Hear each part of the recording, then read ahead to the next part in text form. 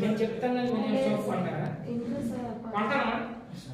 మన ఇంటికి కావాల్సిన వస్తువులు అక్కడ కానీ ఇప్పుడు అవన్నీ పక్కన పెట్టిన మిగతావన్నీ మన ఇంటికి కుకింగ్ ఆయిల్ అవసరమా, పేస్ట్ అవసరమా, సోప్ అవసరమా, ఎయిర్ ఆయిల్ అవసరమా, అవసరమా కాదు మరి టీ ప్యాకెట్ అవసరమా, షాంపూ అవసరమా, ఇలాంటివన్నీ చూసుకున్నా మినిమం టు మినిమం ఒక 2,000 రూపాయలు వస్తువులు అవసరం.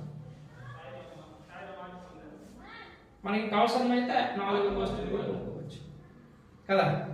మరి ఆ వస్తువులు మనం ఎందుకు కొనము అది చెప్పండి. చెప్పండి.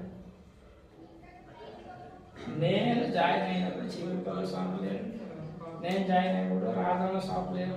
ఎక్కడ? వైజాగ్లో షాప్.